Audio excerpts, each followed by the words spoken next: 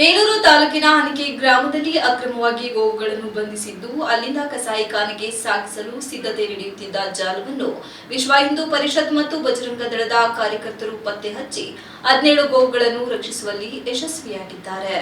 ಹನಕೆ ಗ್ರಾಮದ ಎಪಿಎಂಸಿ ಆವರಣದಲ್ಲಿ ಗೋವುಗಳನ್ನು ಅಕ್ರಮವಾಗಿ ಸಾಗಾಣಿಕೆ ಮಾಡಲು ಇಟ್ಟಿದ್ದರು. ಅಕ್ರಮವಾಗಿ ಗೋವುಗಳನ್ನು ಕಟ್ಟಿ ಹಾಕಲಾಗಿದ್ದು ಇವುಗಳನ್ನು ಅಕ್ರಮವಾಗಿ ಮಾಂಸಕ್ಕಾಗಿ ಸಾಗಿಸಲಾಗುತ್ತಿದೆ ಎಂಬ ಖಚಿತ ಮಾಹಿತಿ ಸಂಘಟನೆಯ ಕಾರ್ಯಕರ್ತರಿಗೆ ಲಭಿಸಿತ್ತು. ತಕ್ಷಣವೇ ಕಾರ್ಯಪ್ರವೃತ್ತರಾದ ವಿಶ್ವ ಹಿಂದೂ ಪರಿಷತ್ ಮತ್ತು ಬಜರಂಗ ದಳ ಬೇಲೂರು ಪ್ರಖಂಡದ ಪದಾಧಿಕಾರಿಗಳು ಹಾಗೂ ಕಾರ್ಯಕರ್ತರು ಸ್ಥಳಕ್ಕೆ ಭೇಟಿ ನೀಡಿ ಸ್ಥಳದಲ್ಲಿದ್ದ ಸುಮಾರು 17 ಗೋವುಗಳನ್ನು ಕಾರ್ಯಕರ್ತರು ಸುರಕ್ಷಿತವಾಗಿ ರಕ್ಷಿಸಿದ್ದಾರೆ. ರಕ್ಷಿಸಲಾದ ಎಲ್ಲಾ ಗೋವುಗಳನ್ನು ಅರಸೀಕೆರೆಯ ಕಸ್ತೂರಬಾ ಗೋಶಾಲೆಗೆ ಸುರಕ್ಷಿತವಾಗಿ ಬಿಡಲಾಗಿದೆ.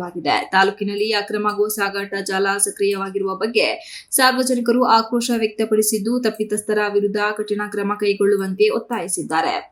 ಗೋವುಗಳ ರಕ್ಷಣೆ ನಮ್ಮ ಆದ್ಯತೆ. ಅಕ್ರಮವಾಗಿ ಗೋವುಗಳನ್ನು ಕಸಾಯಿಖಾನೆಗೆ ಸಾಗಿಸುವ ದಂಧೆಯ ವಿರುದ್ಧ ನಮ್ಮ ಹೋರಾಟ ನಿರಂತರವಾಗಿರುತ್ತದೆ. ವಿಶ್ವ ಹಿಂದೂ ಪರಿಷತ್ ಹಾಗೂ ಬಜರಂಗ ದಳ ಬೇಲೂರು ಪ್ರಖಂಡ ಈ ಯಶಸ್ವಿ ಕಾರ್ಯಾಚರಣೆಯಲ್ಲಿ ಸಂಘಟನೆಯ ಪ್ರಮುಖರು ಹಾಗೂ ಕಾರ್ಯಕರ್ತರು ಪಾಲ್ಗೊಂಡಿದ್ದರು ಎಂದು ತಿಳಿಸಿದರು. Ganesh TV 46 news Kannada Belur. You are watching TV 46 News Kannada.